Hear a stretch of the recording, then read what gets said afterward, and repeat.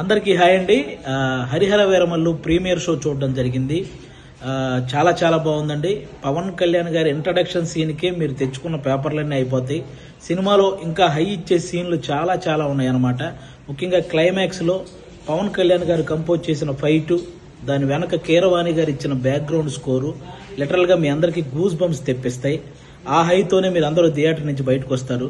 ప్రతి ఒక్కరూ కూడా ఫ్యామిలీతో వెళ్లి వీరమల్లు చేసిన పోరాటాన్ని థియేటర్ ఎక్స్పీరియన్స్ చేయాలని మనస్ఫూర్తిగా కోరుకుంటున్నాను. ముఖ్యంగా నేను ఈ సినిమా షూటింగ్ అప్పుడు చాలాసార్లు సెట్కి వెళ్ళాను. పవన్ కళ్యాణ్ గారు అభిమానులకు నచ్చే సినిమా తీయాలని ప్రతి సీన్ మీద కూడా చాలా కేర్ తీసుకొని చేశారు. అది ఈరోజు స్క్రీన్ మీద కనిపించింది. క్లైమాక్స్లో ప్రతి అభిమానిని కదిలించింది. ముఖ్యంగా ఆయన అంటే ఎప్పుడో ఒకసారి అభిమానుల కోసం ఒక హిట్ దేవుడు అని కోరుకుంటే గబ్బర్ సింగ్ వచ్చింది. ఆ తర్వాత మళ్ళీ ఇప్పుడే అభిమానుల కోసం ఒక హిట్ దేవుడు అని కోరుకున్నారు. మనకి హరిహర వీరమల్లు వచ్చింది. మీరు ఆఫ్ స్క్రీన్లో ధర్మం కోసం పోరాడిన పవన్ కళ్యాణ్ గారిని చూశారు. ఆన్ స్క్రీన్లో ధర్మం కోసం పోరాడుతున్న హరిహర వీరమల్లును కూడా చూసి ఎంజాయ్ చేయాలని మనస్ఫూర్తిగా కోరుకుంటున్నాను.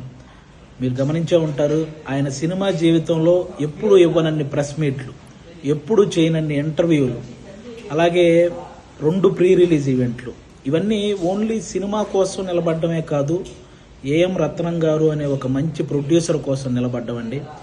నిజంగా ఆయన భారతదేశం గర్వించదగ్గ సినిమాలు ఎన్నో తీశాడు. తెలుగు, హిందీ, తమిళ్ పెద్ద పెద్ద హీరోలతో పెద్ద పెద్ద హిట్లు ఇచ్చారు.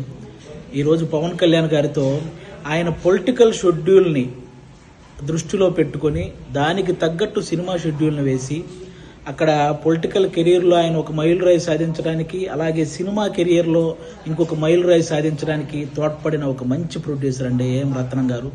ఆయనకు కూడా మనందరం అండగా నిలబడాలని కోరుకోవటం కాదు, వేడుకుంటున్నాను. అందరూ ప్రతి ఒక్కరూ వెళ్ళి ఫ్యామిలీతో ఈ సినిమా చూడాలి. అలాగే ఆల్మోస్ట్ 30 సంవత్సరాల నుంచి పవన్ కళ్యాణ్ గారు సినిమాల ద్వారా మనల్ని ఎంటర్టైన్ చేశారు. పాలిటిక్స్ ద్వారా ఎన్నో అవమానాలు పడ్డారు. కష్టాల్లో ఉన్న ఎంతో మందిని ఆదుకున్నారు. అలాంటి వ్యక్తి ఎప్పుడో కానీ మనస్ఫూర్తిగా ఒక మాట అడగడు, సినిమా చూడండి అని. కాబట్టి ఆయన్ని అంటే ఇంకో 3 సినిమాల తర్వాత ఆయన మళ్ళీ కొన్ని సంవత్సరాలు సినిమాలు చేస్తాడో లేదో కూడా తెలియదు.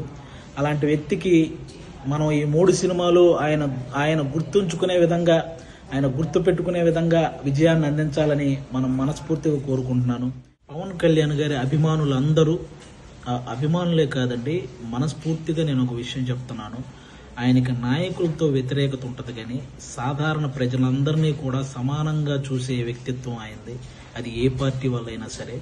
అలాంటి వ్యక్తి సినిమాని ఆంధ్ర, తెలంగాణలో ఉన్న ప్రతి ఒక్కరూ కూడా డైరెక్టర్ క్రిష్ గారు వేసిన పునాది మీద డైరెక్టర్ జ్యోతికృష్ణ గారు క్రియేట్ చేసిన ఈ అద్భుతమైన హరిహర వీరమల్లుని అందరూ చూడాలని మనస్ఫూర్తిగా కోరుకుంటున్నాను.